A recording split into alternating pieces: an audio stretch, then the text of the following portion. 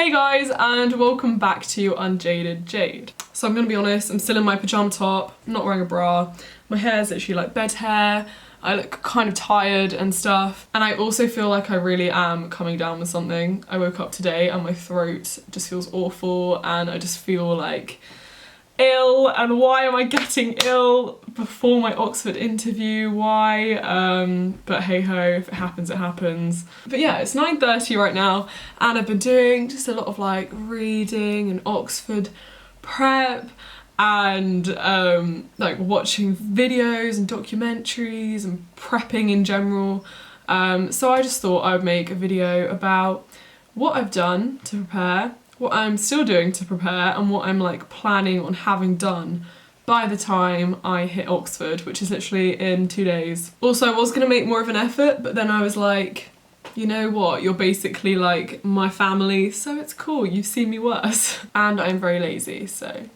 Okay, so over the past few weeks, I have had 2 mock interviews, and my biology teacher, who is just the best teacher ever, she's just puts in so much effort and really wants me to succeed.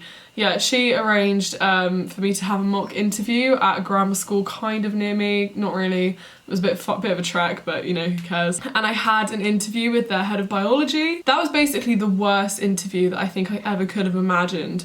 Like, I didn't prepare at all because, you know, they're like, oh, don't prepare, like just go into the Oxford interview and just be you and all that sort of thing. And so I decided to do that. The closest thing that I can compare it to is, you know, in The Apprentice, right? I know when they reach the final sort of round and they have those interviews and the harsh interviewers just interview them on their CV and grill them on their CV and like quiz them, blah, blah, blah, blah. It was like that. It was literally like that. Except it wasn't my CV, it was my personal statement. And the guy, I mean, bless him, he was lovely. But yeah, he got my personal statement and pretty much every little thing on there, he would come up with some questions that I frankly could not answer because I just had not prepared nor looked at it for a while. And yeah, then we sort of went into like more academic chat about random stuff and I just literally felt like on the back foot the whole time. And you know when you're just sort of like rambling to try and like just answer it even though you know that what you're saying doesn't have like a lot of substance to it? That was me. So yeah, based on that interview I was like, Jesus, I need to do some sort of prep work, or at least like heavily look over my personal statement. I knew that it wasn't going to be as heavily focused on my personal statement as that mock interview was, which was like an hour and a half based on my personal statement. But yeah, I just kind of want to be more prepared anyway. And then Friday I had a mock interview with my school and I was really like not looking forward to this. I was dreading it. It's kind of worse in a way when you know the interviewer. I feel like sometimes there are like expectations there. And it was my biology teacher, my head teacher, who, let's be honest, she's not a biologist, but you know, I guess she tried.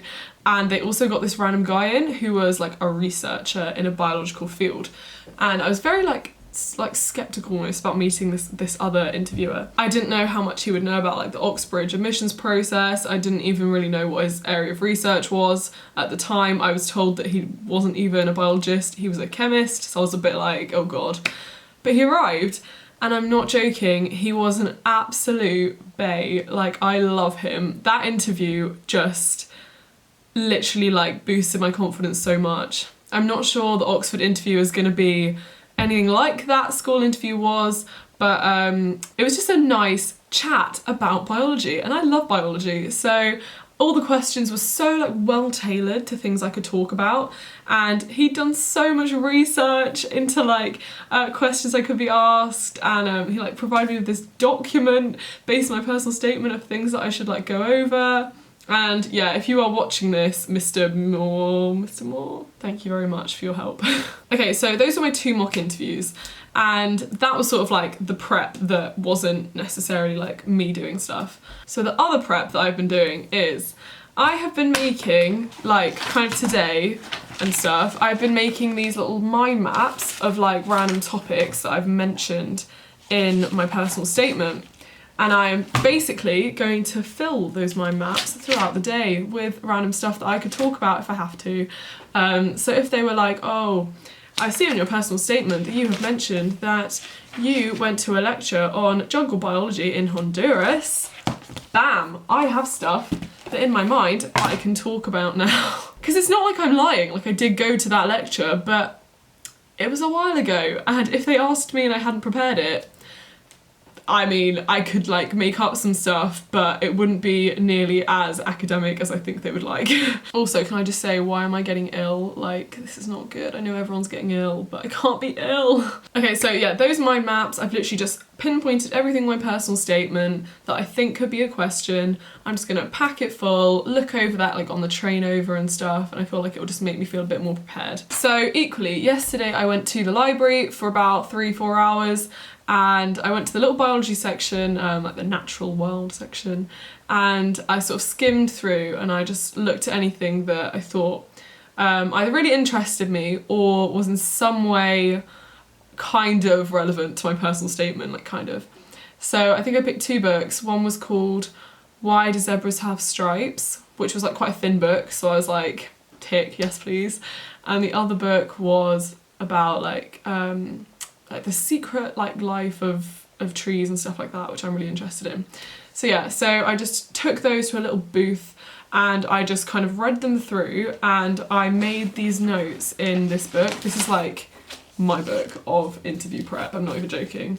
So like, I don't know, just bullet pointed random stuff so that I could talk about it if I had to, just to kind of like show that I'm still reading around my subject, which does kind of bring me on to my next thing, which is I have been reading a lot around my subject. At the weekends I've been borrowing the massive like 1,500 page textbook that is my biology teacher's uni textbook, her first year one, and I'm not gonna lie, like loads of it obviously goes over my head, but I just sort of looked, and if there were any topics that I was genuinely really interested in, I would just sort of like try and make sense of it, just read it. Yeah, just like kind of showing that I'm engaged, I guess, with it. I've also just been reading like all the biological sciences magazines and like picking up New Scientist magazines when I can, and like keeping up with biology in the news, like topical stories that could come up. Just sort of like trying to immerse myself in the subject more. And I honestly find like between the 2 mock interviews that I had, the more research I had done leading up to like the second one, the shift was like crazy, because they presented me with like a biological specimen and stuff, and like indirectly, because I had been watching more documentaries and reading more stuff, like the ideas I had were just more like they like had better insight.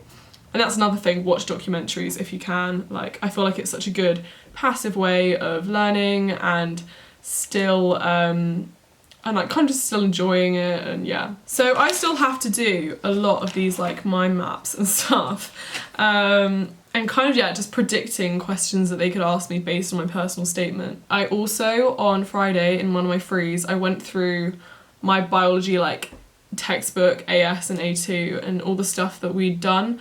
I just went over it. I just skim read the stuff that I knew, and any stuff that I was like, no.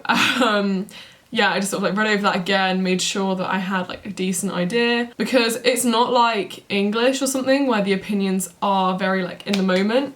With things like science and especially biology, you are kind of expected to just know the content and know the spec, and there is a lot in biology spec. So yeah, that was definitely an issue I came across in my first interview, was that I just didn't know all the content well enough. So yeah, I'm doing my best to kind of just revise it, which is good practice anyway. I should be revising it anyway. So yeah. So today I'm planning on going to the library again. I'm gonna pick up one of the books that I didn't finish and just read through it. I want to watch another documentary today. I'm gonna reread a bit of the book that I mentioned in my personal statement. Oh, and another thing, which I think is a kind of bit weird, but I think it could work. I'm basically just going to like turn on the camera, and I'm just gonna talk to the camera about all these mind maps that I've mentioned. I'm literally just gonna chat to it like it's an interviewer, because I think it's very easy to like write down all the things you know about a topic, but it's very different when you're in a situation like an interview where you have to voice like these academic things and like chat about things you've done. Like it's just there, it's in your head, but when you have to talk about it, completely different matter. So yeah, I'm just gonna try and like practice talking about it.